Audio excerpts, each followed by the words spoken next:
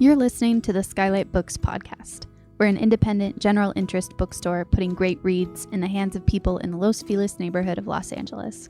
Hosted by resident Skylighters, we're here to bring you new and exciting author conversations, group reads, and bookseller chats. Happy listening.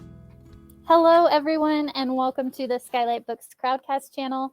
My name is Natalie, and I am the assistant events manager here at Skylight, physically here. I am in our back office. And so glad that you could join us for this very special event featuring the book of the most precious substance by Sara Gran, and she will be in conversation with Liberty Hardy. We are so excited to have them both here. They are so excited to chat and to take some questions from you as well. Sara Gran is the founder of Dreamland Books and the author of the book of the most precious substance, as well as 7 previous novels, including Come Closer and the Claire DeWitt series. Her books have been published around the world and praised by the New York Times, the Washington Post, the Guardian, and dozens of other publications. Originally from Brooklyn, New York, Gran now lives in Los Angeles, where she writes for television and film. And she'll be in conversation with Liberty Hardy. Among her several jobs, Liberty Hardy is a senior contributing editor for Book Riot and co-host of the popular All the Books podcast. She lives in the great state of Maine, where she reads over 600 books a year and hangs out with her 3 cats who hate to read. But Liberty loves to read, and we are so excited to have her and Sara here to chat with us. Thank you both so much for being here. Thank you, Natalie. Hello. Thank you. I have a very, very sad announcement to make, which is Liberty has said her cats will not be showing up on the event tonight. So if anyone came for the cats, you can leave. We will not be offended. Go right ahead. That's what I came for. I'm tempted to just walk right out myself. Yeah. Well, I mean, they're outside the door right now, like trying to get in. So there is a good chance that they might come through the door like the Kool-Aid Man and make an appearance anyway. One opposable don't thumb. like doors. And they're in. No. There's 3 of them and only 1 of me. I can only hold them off for so long. And I'm on their side, so we're all, we're taking you. So hello. Hi. Thank you so much for doing this, Liberty. Thank you so much for asking me. I don't want to get too weird and fangirly, but Me either. We're both holding back so much, and I was just so thrilled that you asked me to do this, and I was thrilled that there was a new Sara Gran book. As with so many other people, I mean, when people hear there's a new Sara Gran book, they just go bananas. Like everyone gets so excited, and it's just so wonderful. And you are going to read a little bit for us from the book. Do you want to talk about what the book is about first before you do that? Sure. I'll talk a little bit about the book, and I will say Liberty is, one of the most just enthusiastic and positive and wonderful presences in the book world. And I feel like if you look at the literary landscape, you could sort of see before Liberty and after Liberty, because not only is she so engaged with books and so engaged with contemporary fiction, she's so nice and she's so fun. And so many people who engage in this book universe have a highbrow attitude or a lowbrow preference or something that they're very angry about and need to get on their chest. And if you do, you keep it to yourself very well, because you always just seem so this beautiful positivity that you bring to our little universe. So thank you, Liberty. Well, thank you so much. That was so nice. It's so true. And we were just saying I met you for the first time about 12 years ago. And I am now so old that the doctor has officially told me I have soft bones. That is how long we have known each other. When I first met Liberty, I had the hard, engaged bones of a young woman, and now they are soft and melting. So I will get to the book. I'm never getting over this soft bone thing, obviously. So to get to the book, which I will do a little reading from first, it is a book about a woman named Lily Albrecht who has had some personal tragedy, and she's a book dealer. And she is given a lead on a rare book called The Book of the Most Precious Substance, the book of the title. And she and her friend Lucas go on this sort of search around the world to look for this book and hopefully find it to sell for a lot of money, and also because it has some magical powers that she would like to take advantage of. So she is very close to finding the book. In this passage I'm going to read, and she is going from Paris to the south of France, where she has been told that somebody might have the book. This is page 219. The train from Paris to the countryside was beautiful, and being France, delicious. The ride was about 2 hours. A little ham sandwich and a hot chocolate from the train station cafe ranked with the best meal in the upstate town where I lived. Once we flew past the suburbs, the countryside was green, lush, and damp. farms and wetlands interspersed with thick woods. I got off the train in the small, dense city and hailed a taxi. In fumbling French, I tried and failed to communicate my destination to the driver. Finally, I just showed him the non-address on my phone, and his old Gaelic face lit up with recognition. Oui, he said, Le Chateau. We drove through the cobblestone-streeted town, through a ring of placid suburbs and out to the countryside. There were fields of corn and apple orchards and pig farms, dotted with the occasional bigger, wealthier home. After a 30-minute drive and 1,000 roundabouts, the driver turned down a smaller, unpaved, 2-lane road into a wooded area. Then another, even narrower road, and then onto a long gravel driveway, where we drove up to an iron gate. At the gate, he buzzed an intercom, exchanged a few words in French about une femme américaine? Non, je ne sais. And the gate swung open. We drove down the driveway for at least another 5 minutes, woods on either side, until we came to a mile-wide clearing of bright green grass with an ancient house in the middle of it, easily from the 1600s. It was not huge and was made out of rough stone that made it look more like a church than a home. On all sides of the lawn were woods that looked older than the house. To one side was an elaborate garden, to another a gazebo, and later I'd see behind the house were stables, sheds, and a few other outbuildings. I hardly knew old money came quite so old. The car stopped about 10 feet from the entryway to the house. As I got out, I saw a small, open, horse-drawn carriage pull up from a path in the woods and approach the house. Inside the black, ornate carriage were 3 women. I could hear them laughing as I walked up to the house. One of the women had white blonde hair and wore a black bustier and a long, full black skirt. She had red lipstick on her lips and big, round, dark glasses over her eyes. Soon I would learn she was Kat, French-Chinese, somewhere between 40 and 70. A second woman, much younger, had long, wavy blonde hair that cascaded down her back and wore jeans and a lace-trimmed camisole top. She had no makeup on her face and beat-up sneakers on her feet. That was Carrie Ann. The third woman, Maud, about my own age, had steel gray hair swept into an updo and wore a black suit with a thin, transparent white t-shirt underneath, revealing a taut waist and high, small breasts. I stopped walking and watched them. Now, closer, I saw the carriage wasn't drawn by horses. It was drawn by 2 people with large, elaborate horse masks over their faces and black leather or synthetic costumes covering their bodies. Still laughing, the woman in the black suit, Maud, pulled the reins on the horse people, telling them to stop a few yards from the house. Kat, the woman in the bustier, stood up. She had a long leather whip in her hand. She lashed the whip. It made a loud, cracking sound and caught both horse people around their backs. One stood perfectly rigidly still. The other shivered a little when the whip touched his back. "Why, hello," Kat called out to me. "You must be the American. Come in. We're having a late lunch and you must join us." When I was reading the book, horse people. Horse people. There's horse people. It's about horse people. That was great.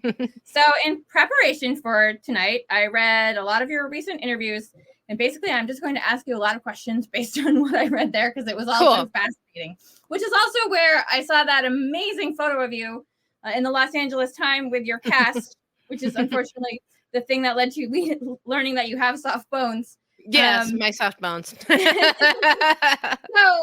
like a million times, book lovers have heard that famous quote from Toni Morrison: "If there's a book you want to read, but it hasn't been written yet, then you must write it." And I think LitHub asked you, why you wrote this book, and you said because it was from wanting to read something escapist and compelling and smart and not being able to find it. And I just was curious about what you meant by that. I mean, we know what you mean by that, but if you would expound on that and like where you came up with the idea for this book. Yeah, thank you. And that is exactly right. I was going through this difficult time that relates to things in the book because her husband is very ill, and that is sort of like the inciting incident of the book. Is her husband is terribly sick, and she wants to get him better. So while I was writing this book, my parents were very sick. They would die soon after, and my husband was having health problems as well. And I wanted a day off. I wanted to read something fun and smart. And usually the things I write are really dark, and I think this book has some darkness in it. And usually what I read is pretty dark. I read a lot of nonfiction, or I tend to read some fairly dark fiction. And I didn't want that. I wanted a break, but I didn't want to read something stupid or badly written. And I couldn't quite find the exact thing I wanted to read. And I love that kind of old world Da Vinci Code, Ninth Gate book, antiquities universe. But again, I wanted to read something that was, not to toot my own horn so much that it's so smart, but just that gave you a little bit extra, that gave you a little bit more and was not just a sort of summary of events. So I wrote it because that was where I wanted to sort of spend my time and be. So I don't know that I've ever read a book that has had so many different definitions and genres attached to it. I think when I was first told about it, it was an erotic thriller. Then I read it was a horror thriller, mystery, erotic mystery. Like, how do you define it? I thought of it as a thriller, but I found that interesting too, because all of my previous books have been squarely like in one genre or another. Like Come Closer is very squarely horror. My crime stuff is very obviously crime, detective fiction. And I never really think about that when I'm doing it, like what category is this going to fit, but it had just sort of naturally gone that way. So I think of it as a thriller, but I was interested in a good way. I thought it was cool to see how many different categories people put it in. And I think it was probably based more on like my previous work they had read than the book itself, but it's all good either way for sure. So it is so many things, but also it's an incredible story about love and loss. You know, she's lost like everything, almost everything in her life. You know, Lily Albrecht, you know, she's lost her husband, her sex life, her money, her career, you know, and she hopes that by finding this book, it will bring her what she thinks she needs at first, which is money, because she can sell the book, you know, and help pay her bills and all this stuff. But also then when she begins to learn about it, or maybe not even learn about it, but when the book begins to learn about her, you know, it might find something else for her. And then she finds Lucas, you know, her partner in crime, who helps her go on this worldwide journey to look for the book. And there is a lot of sex in this book. And you said that was an intentional choice to have sex in the book. And I was wondering if you would talk a little bit about that. Yeah, I mean, I felt like, you know, I've said this many, many times about many other books that I've written. Whenever you can find something that you hasn't been done or hasn't been done in the way you want to do it as a writer, that is a huge gift. That is an extraordinary thing to find. And there's not a huge amount out there that's like woman perspective from a female perspective that takes sex really seriously. And also it was so challenging to write about sex. I had never really done it before, and I enjoy a challenge. I wanted a challenge. So once that sort of presented itself as a possibility for me, I was like, oh, this makes me feel uncomfortable. I have no idea what I'm doing. That's kind of where you want to be, I think, as a writer. Uncomfortable and no idea what you're doing, I think, is sort of the ideal state. So it was very intentional to kind of push my boundaries and sort of push the boundaries of, you know, what I'm reading. And it also, I think, has to do with getting older, because if I had this sort of large sexual content in my first couple books, I probably wouldn't have a career. And at my age, and sort of, I'm like, I can do whatever the fuck I want. You know, I don't worry about what anyone's going to think or if anyone's going to want to publish it. I published it myself in the end. But yeah, it just seems like it presented all of these challenges that would be kind of good for me personally and might make for an interesting book. And hopefully it did. And just, if you wouldn't mind humoring me, just building off that, I'm just curious to ask you, like, why you think it is that people freak out about sex in books and movies, but not violence? That is such a good question. I've heard that before, and I don't know what the answer is. It's really interesting to me. And then why, as a writer, I and so many of like my peers, so many people I know, why we are so comfortable writing about sex and not comfortable writing about violence. And I mean, when you are a writer for TV and film, you just know that you're not going to be able to show certain things. So you can show almost as much violence as you would ever want. I can certainly show as much as I want because I don't want to show that much. But with sex, you know you're going to have those constraints. So that's a cultural decision that the network is enacting, you know, the cultural drive towards that. So that's not a creative decision. But if you look at novels, it's definitely a creative decision on the part of writers. I don't know. I'm not sure why I was so scared of it for so long. I mean, I think in my detective series, it wouldn't fit. You know, I don't think we'd want to have too much sex in those books. It's just not what it's about. But I look at my other books and I see there are places where I shied off from it. And I'm not quite sure why I would shy off from, or why other people, like you said, would have this limit on sex, but not on violence. There's something very strange and deep going on there. Do you have a thought on why it is? I don't. You know, that's why I'm so curious. Other people. Do you think if you wrote Come Closer today, it would have more sex in it? That's a really good question. Probably a little bit more. Yeah. Like there's a little bit of sex in that book, but now that I had never thought about it before, but now that you're asking, I wonder if there would be like an ugly, dark sex scene in that book for sure. So one of the things I loved about this book is the different jaunts to talk to these different, you know, book obsessed eccentrics in different places around the globe. And I was wondering if you had a favorite one. Like if you The one I just read. Yeah. The one I just read for sure. Yeah. And that was Madam inspired. M. Yes, it was not inspired by anything remotely as exciting as in the book, but my books have done decently in France, and I've gotten to go there for tours. So it's a whole different universe, the whole like world of being a writer in France, because there's this big infrastructure. So there's book fairs that are like every weekend there's one in a different small town somewhere. And then they was a program, I guess it was through the publisher, where they take authors to these small town schools, and you read in the small town and you talk to the kids. So really obviously would not work for this book, but for other books it did work well, and they get to practice their English and you get to travel all over. So we had all these weird drives around France, going to these small towns, to these little high schools, and that was a huge inspiration for it, for sure. For like, where else would I have gone to the French countryside and sort of roamed around, So that is my favorite part, for sure. Yeah.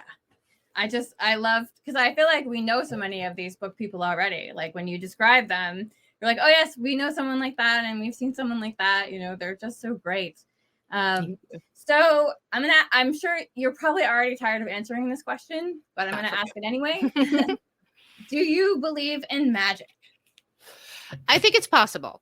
I don't want to say believe in as in I'm absolutely sure it's always going to work. No, nothing's like that. Almost nothing is like that in life, right?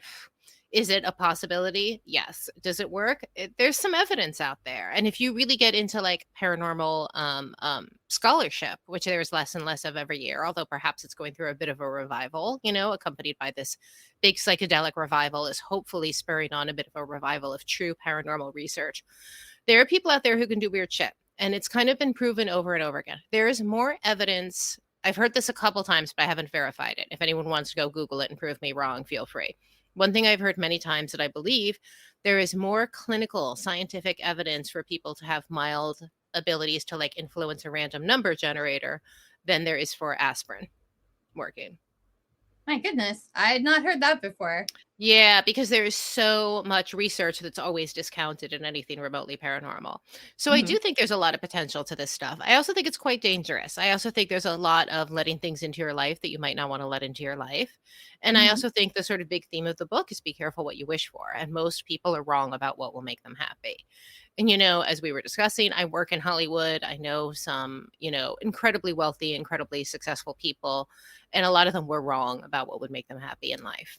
They were just not correct. And they thought, well, if I get this, then I'll be happy. And some of them were right, by the way, too. I should add there are some people who are worth, a couple $100 million who are very happy with it and very nice. And they're like, no, this is good. I'm done. But there are some people for whom enough is never enough because they are going after the wrong things. Yeah. And in some of the characters, I mean, there are supposedly a few copies of this book in existence, the Book of Most Precious Substance. And they're all owned by people who have a ton of money. It's almost like they have so much that they don't know what else to do with themselves. So now they feel like, I'm going to go after this book of magic, and I'm going to, have sex parties, and I'm going to do all this stuff, because they're just constantly still looking for like that one thing, because nothing is giving them the answers. And, oh, go ahead. Oh, I feel like the people who have encounters with the book sort of fall into two categories. There are the people who want it for power and for money, and which are, again, reasons that sometimes, sure, they will work to make you happy. If you're dead broke, money is absolutely going to make you a little happier. If you already have $10 million in the bank, more is probably not going to do much for you unless you really have a plan. You want to open a children's hospital? Yeah, sure, that's great. If you're just kind of using it as a gauge for your self-esteem, it's not going to get you anywhere. But then there's sort of the other half, like the south of France, the apartment in Paris, and the people who live there. There are these magicians who live in this apartment who she becomes very friendly with, and it turns out they know people in common, and I like that scene a lot, as much as you ever like your own writing. But and those are people who are just sort of exploring. They're just sort of exploring this stuff out of the joy of curiosity and the joy of having more experience in life. And I think that is definitely the right way to approach these questions of, is magic real? What am I doing? What do I want? Well, what is bringing you joy? What is good for the people around you? So did you spend a lot of time researching old books for this? No, a little bit. Yeah. A little, but I had worked in the book business for a long time. I had to look up like, what would be an expensive book now? Like, because I had fallen out of it over the years. And I certainly never sold books of that caliber, of that $1 million caliber. I think when I was selling rare books, the most expensive books I ever sold was like $200, and not many of those for sure. More like in the $100 range. And then, you know, I've been interested in magic all my life, so that was always sort of there. And then a lot of that stuff is just invented. So, no, sadly, not a lot of research. So this is actually you have a fictional book within a fictional book, which is also something that you had in Claire DeWitt, you know? Yeah. And I was wondering, I mean, that just sounds like so much fun, like making up a fictional book and deciding like what to put in a book. And, you know, you've sold books, and I was wondering if you would just talk a little bit about your relationship with books. Like what's your origin story? My origin story. I was really, really lucky. My parents were really into books, and I grew up in this, house that was really falling apart, a brownstone in Brooklyn in Park Slope from the 1800s. My parents moved there the year I was born, 1971, and they filled the house with books, and it was like a little bit of everything. And they were both readers who read across the spectrum and didn't put a judgment on anything.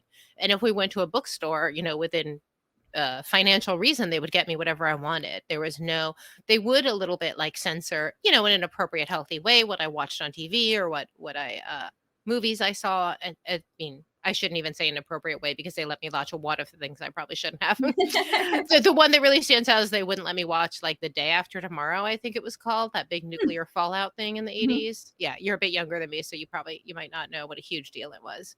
I guess it had like people who were disfigured by nuclear radiation. It was like a scare tactic. Don't use nuclear weapons thing. But yeah, my dad read mystery novels, and he would just buy paperback after paperback. And he had the Black Lizard books that Barry Gifford printed in their original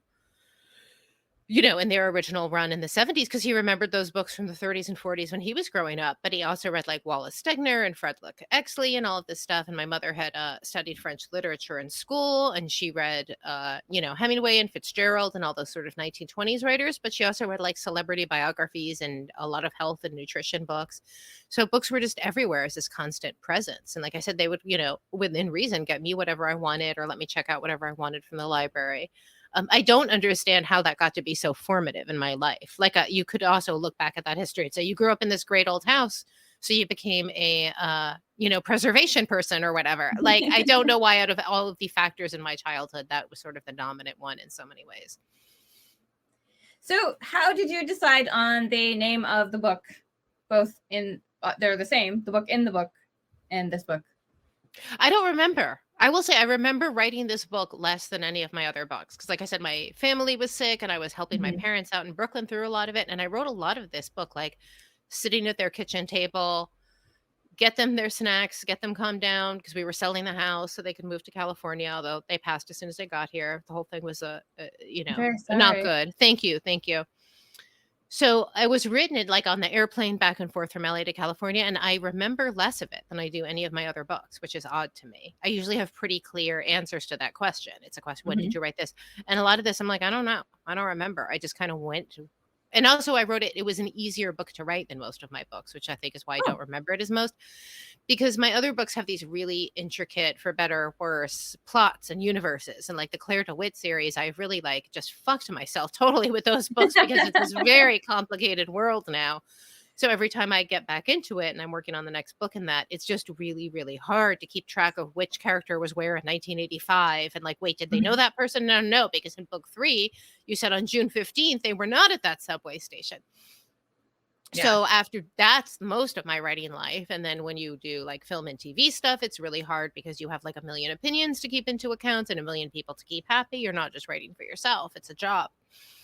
So this was like a little bit of a vacation for me writing this. It was just straightforward. The plot is not complicated at all. It's very, very simple. She's looking for the book. She finds it or she doesn't. I hope there's surprises and twists and turns, but they weren't like hard to come up with or hard to work. Hopefully they're just surprising in terms of character. So I think that's one reason why I don't remember it as well too. And without spoiling anything, did you have this ending in mind when you started the book? Not exactly. No. I knew I wanted the ending to be unexpected, and I had a little bit of it from the very start. As soon as I kind of got serious about it, past that like fucking around stage, like, no, I'm really going to write this. I had one of those ending scenes in my mind from the very beginning. But then there's some of the twists that didn't come in until I actually got there. And one thing I've noticed is that all of your books are written in the first person. Have you ever thought like, maybe I'm going to try writing in the third person, or have you tried doing it in like a different perspective and been like, do you just feel most comfortable in the first person? I strongly prefer it because it gives you that access to the interior life, that third person. I mean, you can do it through a really close third person. It's not impossible, but it's just easier if it's first person. And also for me, the writing process is getting inside the head of that character. But I wrote a novella over the summer, which I'm still not sure what I'm going to do with. I will publish it in some form.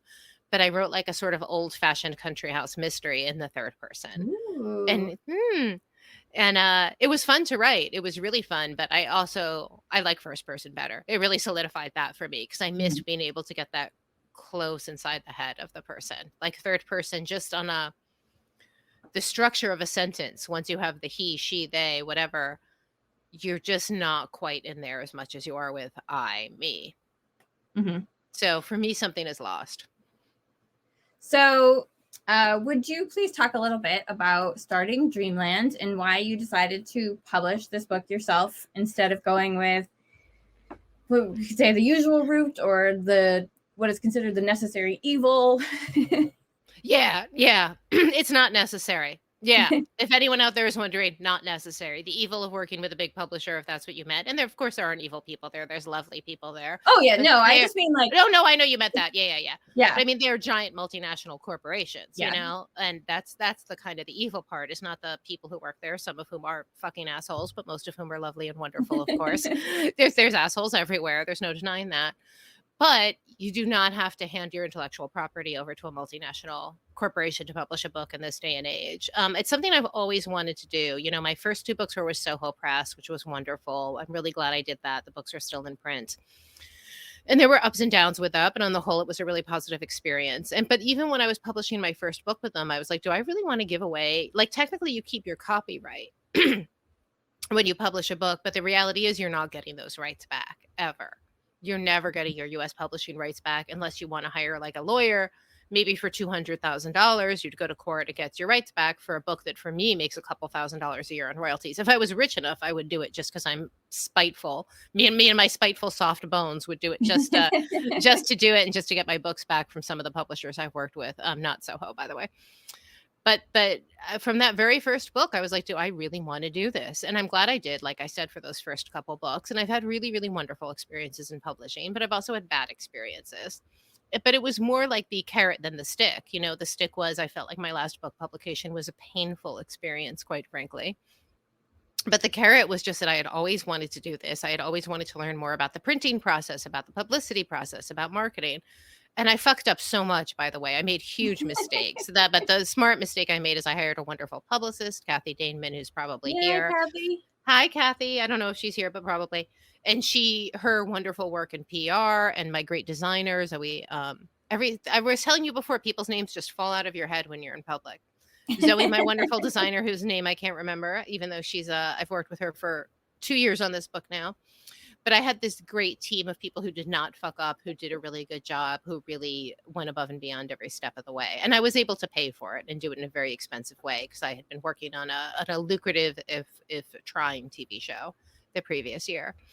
So yeah, I had the money. That was one factor. I had always wanted to do it. That was another. I felt like I had nothing to lose because I feel like, you know, it's a little painful to admit at any level that you sort of care about what other people think or that your reputation is important to you. But I did feel like, nah, I don't have anything to prove. I've published with all the big publishers and a bunch of the smaller ones.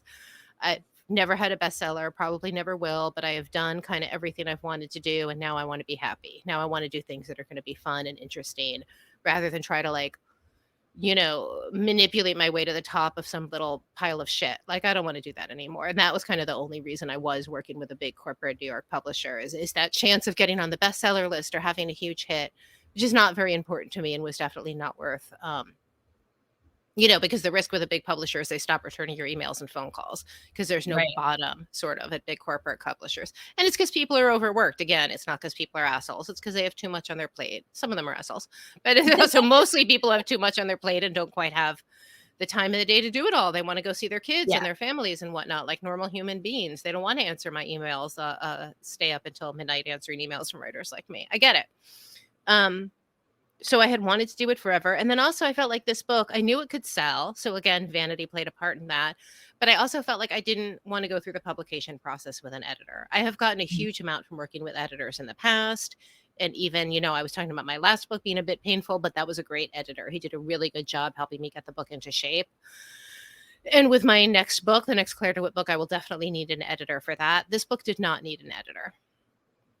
It was, like I said, it was it's a simple manuscript. I'm a fairly good editor of my own work. I knew great copy editors. And I had also, another thing that has sort of gone off the rails at big publishers is the copy editing process has gotten out of control. So with my last book, the copy editor basically rewrote all the punctuation in the book. And you have to then spend your time putting all of that back because I actually put a fuck ton of thought into every single comma and you're not changing it at all. Like there was no accidents in my commas. And the Claire DeWitt books have a bit of this run-on style in her narration. And they apparently thought that was a mark of just complete illiteracy on my part, I guess is what they thought, that I just didn't know you're supposed to put periods. No, you put a period in the middle. I guess they thought I didn't know that. So thank you. Thank you for your assumptions, anonymous copy editor. Thank you for trying to correct what you thought was my illiteracy, is what I should say, being more generous. I knew I didn't want to go through that with this book. And back to the sex stuff, I was like, you can never predict, but I anticipated that being a problem. It's not erotica, and it's also not like a normal square book with no sex in it. And I anticipated that there would be a desire to be pushed into one direction or the other, but maybe not, but maybe not. And I also knew that this book would sell copies, and it has been selling copies. Like with my Claire DeWitt books, I'm totally shocked that they have sold and found an audience. And with other things I write, I've been on the whole a fairly good predictor of what will sell and not sell in my own universe. Like I knew that Come Closer, when it was coming out, could sell really well. It didn't at the time. It sold like 500 copies in its first year, maybe 2,500 tops, but probably closer to like 1,000 or less. And now, but it sells better and better every year, 20 years on. I was right about that. And I knew I was right about this, that it could sell, and that I would be smart to keep all of that royalty money for myself over the course of my lifetime. Having never written a book or several books, when I think about publishing for yourself, my first exciting thought was, I get to pick my own cover. Yes, that was also exciting. To do that. That's my big publishing dream, I guess, is to write a book so I can pick the cover. It was amazing to pick the cover and to work with Zoe, my great designer. And, but the funny thing is I was like, no, I know exactly what I want to the cover. And she gave me exactly what I wanted. And then she also gave me her own idea, and her own idea was a million times better. But I could tell her to see her wonderful work. As I am totally drawing a blank on her name, I will look it up because I liked her so much. I said, please put your book on the page. Zoe Norvell. How could I forget her name? Zoe Norvell. Again, someone I've known for like 2 years now. Yeah. So she came up with this wonderful design. I said, let's add the water. Yes. If you've read the book, it will make sense. It's a bit of a crude joke, but I also think it's a lovely image. So she found these beautiful poppies, not knowing that that is one of my favorite flowers. And I'm a bit of a flower obsessed person. And these poppies, when they were first coming out, is one of my just favorite things. And she came up with a beautiful type. And I could do things like I made the type a little bit bigger than is typical in a book because I, as an old woman with soft bones, I enjoy slightly bigger type. There was a book I wanted to read yesterday. My friend was over helping me out because of my soft bone broken ankle. And I had it in a mass market paperback. And I was like, I'm not reading this because my vision isn't quite bad enough for reading glasses. They are actually sort of too strong, but it's not good enough to read a book unless it's brightly lit and has slightly larger type. So I bought it on my Kindle and I gave her the paperback. But yeah, I could do things like make the type a little bit bigger, decide how I want the page breaks to look, all of that stuff. It was a joy for me to do all that, and part of it's not, I don't like to think that I'm controlling, but maybe I am a little controlling. I'm old and I'm cranky. And I kind of wanted it to be the way I wanted it to be. But that's, the sort of negative way of looking at it. The positive way is, like I said, it was just a real joy to make all those details. And I really wanted the package to fit with the book. So the package tells the story. So the cover sets the mood for the book in a way that I was really, really happy with. And we worked together on really closely. So it was wonderful to do that. So what do you have planned for Dreamland for the future? I'm going to give it another month or so and realize exactly how many mistakes I've made. I know some of them, and the summer still to come for sure. And then the goal is to publish like one of my own books every year because I have a few backed up. It certainly won't be one a year every year, but probably for the next couple of years because I have a couple things ready to go. And a couple of books by other people too, and keep it really small, maybe 2 to 4 books a year. And I have not picked any books yet because, like I said, I wanted to get through this publication first and do a little post-mortem. What I don't want to do is take on another writer's work and fuck it up. Like, I don't mind making mistakes on myself, but I know how devastating, pardon me, it is if you're publishing a book and all these mistakes are made. It can really affect someone emotionally and affect them financially. And I also want to, the hard thing is the thought of handling someone else's money is the really hard thing, of handling royalties, having to obviously keep them secure. And I want to come up with a really different way to share finances with writers. You know, advances seem great, but in exchange for those big advances, you're getting a really low royalty rate. So what do those numbers actually look like? How much can you actually, because I don't need to make a ton of money off this. I need to not lose money. I certainly can't afford to give it away, but I have another thing that I make money from that is good enough. So how much can I afford to give without losing money? How high can those royalty rates be? The one thing I know for a fact I want to do is no life of the copyright contract. I want it to be a 5 or a 10-year contract, which is what you already get when you sell your books to other territories. Like all my European territories are 5 to 10 years. And that's just a much more sane way to publish a book. And it also, like, for you, when there's inheritances, when there are, what am I thinking of? Like chain of title issues, as we say in Hollywood. You don't want these extended life of the copyright deals. It doesn't make sense. It's not good for anyone. It's definitely not good for writers. It's not good for their families. And it traps everyone in a relationship that they may or may not want to be in. One of my books has been in and out of print over the years. Dope. They're never going to give me the rights back, not unless I get that $200,000 court case. And even then I'd probably lose, because the way the contracts are written is like, is it in print? Well, you can order it from Amazon. Bookstores can't stock it. I don't know why. Penguin won't sell it to bookstores. And there are bookstores that would carry it. Not many, but a couple mystery bookstores. I mean, the financial thing is not a concern for me. I'm missing out on, I don't think it's even earned out its advance, maybe from 10 years ago. I don't remember. But it doesn't sell well. I'd be missing out on a couple $1,000s a year. But it pains me that people can't get this book that I put a lot of work into. And it's important to me. It doesn't need to be financially lucrative or important to anyone else. So I never want to give those rights away again for a lifetime. 75 years after my death, that's fucking ridiculous. I'm never doing that again. It's amazing. Yeah. So you also write for television and film. And do you have a preference, or is it just dependent upon what you're working on? Or are you some days like, oh, I wish I was working on a book right now? Or when you're working on a book, you're like, I wish I was working on a script right now. How does it differ? Yeah, working on a script is always easier. And that is something that, like, it makes people really angry if you say that. But as someone who has done a lot of both, scripts are shorter, if nothing else. They're just shorter. And writing features is harder. That, as we call films in Hollywood, that's more like writing a book. But for me, the easiest and most lucrative thing in my life is writing a TV pilot, because I can write a pilot, sell it. Not always, of course, you don't sell all of them.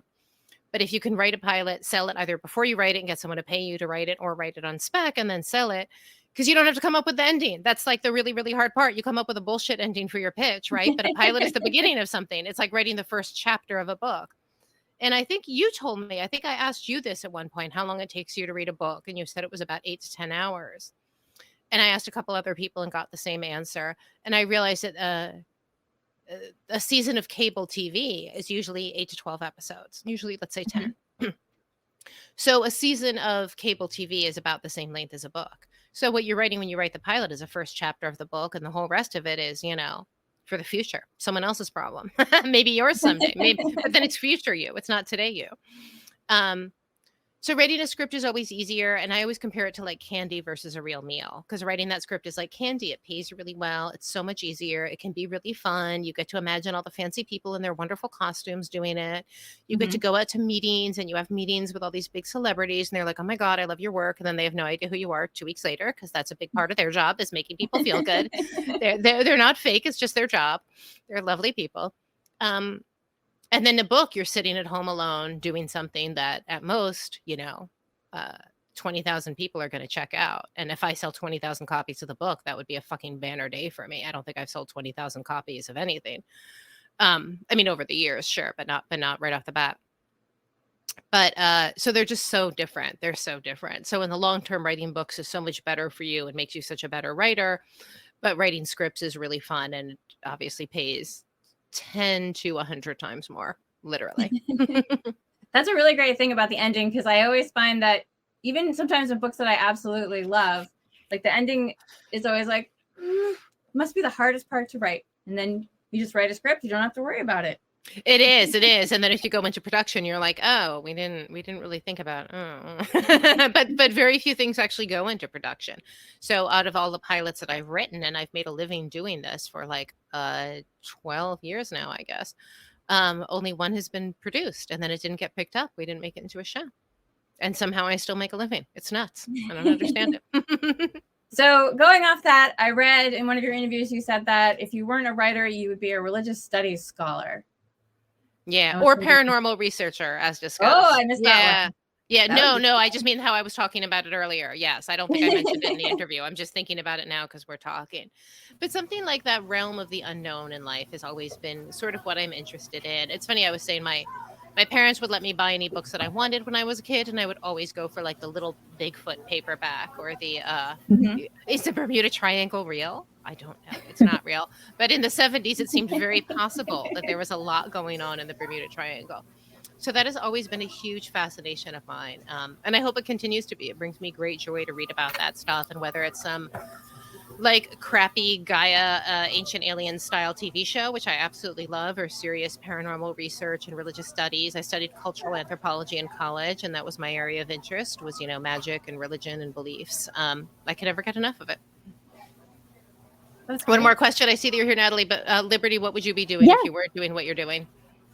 Oh, I feel like you are so subsumed in your book world. What else would you do? What else are you interested in? Honestly, like when I think about doing something else, I would like to come up with punny titles for nail polish colors and romance novels, I think. Awesome. I would like to see you do both those things. Well, we have some fun questions here in the chat, and everyone, don't be shy. You can continue to submit them, and we'll go ahead and get started. First, a few people are wondering when we are going to see Claire DeWitt again. A couple years, I'm sorry to say. I might do a book of short stories before then, though. I have a bunch of Claire DeWitt short stories. I used to have like a little private newsletter I would send them to. Now I have a public newsletter, which is on Substack. And about once a year, I'll send one out, although I haven't written one for a while. And then I have a couple that were published like in Germany or England or whatever that were not published here. So I think there'll be a book of short stories next year or the year after. And then it'll be a couple years before the novel, because as I was saying, I just utterly fucked myself in making this all very complicated. And I think it's for the best. I think it's going to be good. It's just like a huge drag to write. Not to write. I love writing them, but to figure all that stuff out, all the math of who was where, when, that's not my strong point in life. And then let me get the name here.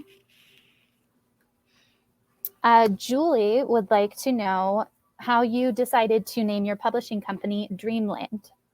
Oh, hi, Julie. I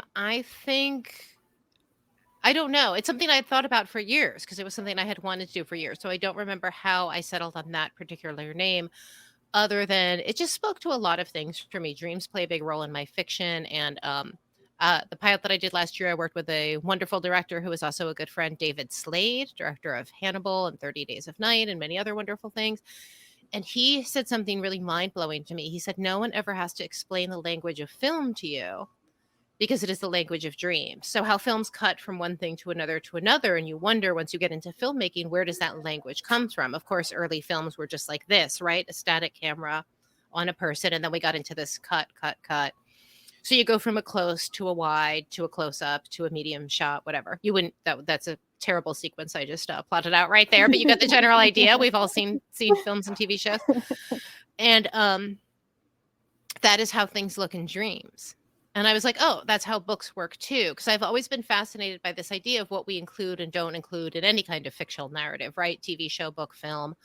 How come we show the person going to buy a pack of cigarettes, but we never show them going to pee unless it's relevant to the plot? Or sometimes we do. I mean, if it's Ulysses or something, you do. You show people going to take a shit, and that's a function of the book. But usually it's this really, really selective thing of what to include and what not to include, and that those of us who create tend to do it intuitively and not examine it. And it is that dream logic. I think David was right, and I think it applies to books as well. So I guess that was all more or less where that came from. And I thought it sounded cool, and shallow reasons. Yes. Lauren says hi from DC and asks if you have a favorite craft tip for an aspiring writer. Yeah, can we come back to that one at the end? Because I want to think about it a little bit and give something good. Okay, let's come back to that. Thank you, Lauren. That's a good question. This is a little more book specific. Todd says hello from Southern Utah. Hi, Todd. I've never been to Utah.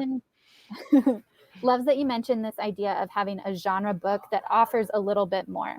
He'd love to hear more about how to strike the right balance with that kind of writing. I think it is always, this isn't quite an answer to Lauren's question too, but a little bit, because the answer is always being true to that vision in your head. You know what I mean? The answer is like never shying away from things.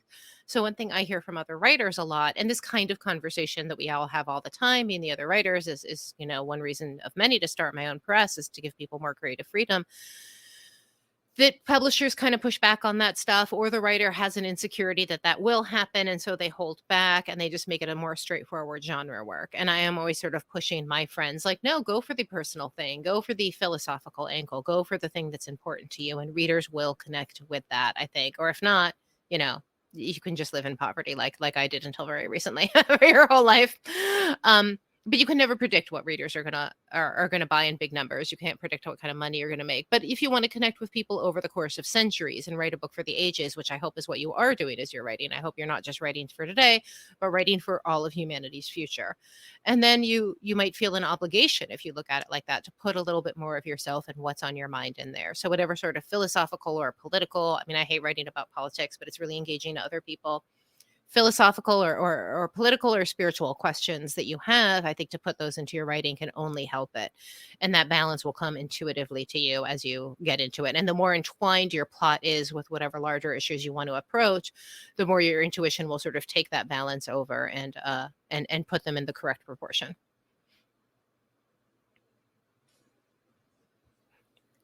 And what else do we have here? We're getting back to, do you want to think about Lauren's question? Yeah, did you get back to Lauren? That was our last one for now, unless anyone else chimes in, but I can ask some more questions if you'd like.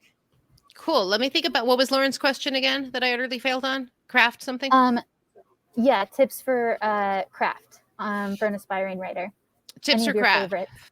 Yes, I will give you a very, very basic. I wanted to think about it for a minute on how to phrase it, because I want to give you a really, really basic, and it's going to seem like beginnery, but this is actually a flaw I see in like books by writers who are way more successful than me, bestsellers or award-winning or whatever, all of the things that I'm not. I often see this in other people's books too. Pick your words carefully. I feel like this is sort of a lost art. A lot of books that I read now have a real flabbiness to them in their writing. And it's so rare that I pick up new fiction. And often as I read a work of new fiction, I am editing it in my head as I go. And I was just talking about how the copy editor changed all the commas in my book. But I feel like a lot of people are not quite copy editing themselves enough. So go through that sentence. You don't want to make it shorter necessarily, but you want to make it more precise. So you write your line, you write your paragraph, you write your book. Make sure it says exactly what you want to say. Take those extra words out. You don't have to say she was thinking about starting to walk to the store. Just say she got up and walked to the store, or whatever it is you want to say. Maybe you want to say something big and bold that takes 20 pages, not that one sentence.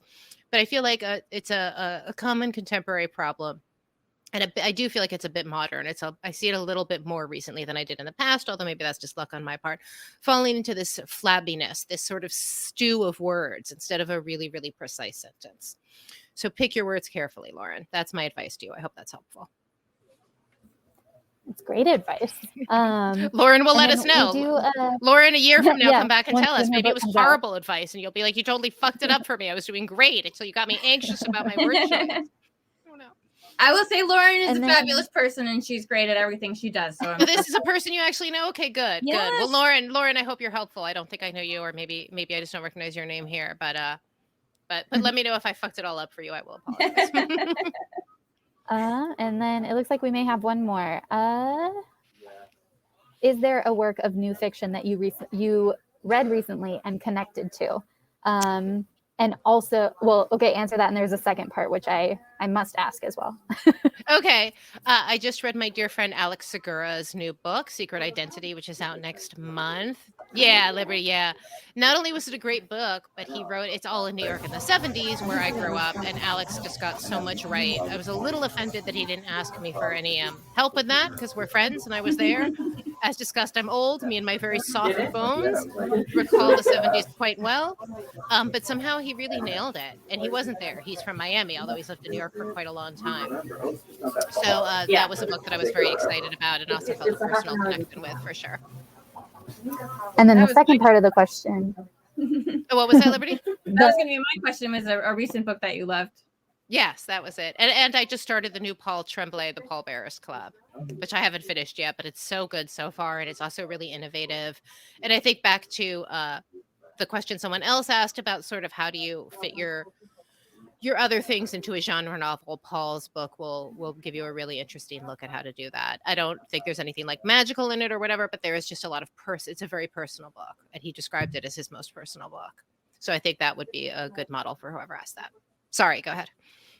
No, yeah. So that is always a fun question to end on, but I will give us this little cherry on top of that, which the second part of that question was, if you feel like sharing, what flavor is your vape?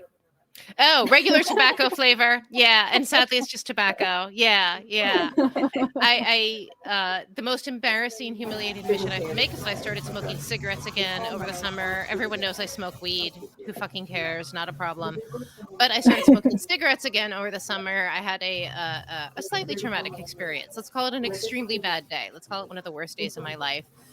And someone was in the hospital. I went out for a walk. There's this homeless guy sitting there, and he had a 6-pack of Red Stripe beer, which is a really nice. I don't drink beer because I'm gluten free. The other really embarrassing thing about me, not just do I smoke, but I'm gluten free.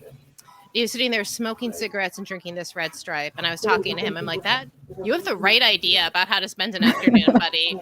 Like you have figured out what to do with your life. You are, like, I'm sure being homeless is a fucking nightmare, but for right now in this particular moment, you're doing everything right.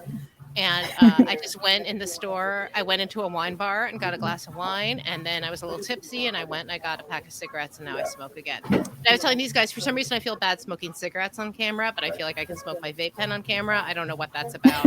I think that's about my personal shame. I don't know. Well, thank you both so much for joining us for such a lively conversation in the chat and in the questions and between the two of you. It was such a pleasure to have you here to celebrate the book of the most precious substance. And as I mentioned, if you have not purchased your copy already, you can use the shiny green button down at the bottom of your screen. Make sure to choose the signed author book option, so we'll know that when Sara comes by, she can sign those for you. She's going to make her way over to Skylight to give you a little special exclusive treat. Yes. And thank you again. Yes, our guests were Sara Gran, and she was in conversation with Liberty Hardy.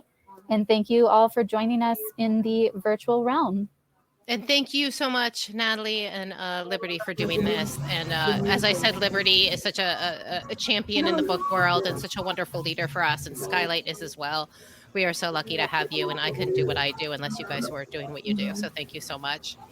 Thank you. We love working with both of you, and we hope to see you again very soon for all the next ones. Thank you. Thank you all. Have a good night. Thank you for listening to the Skylight Books podcast series. Please don't forget to visit our website at skylightbooks.com and make sure to follow us on Twitter and Instagram. Also, don't forget to subscribe to this podcast for more author talks and bookseller conversations. You can find us on Podbean, iTunes, and Spotify. Stay safe and healthy, and we hope to see you back in our store soon.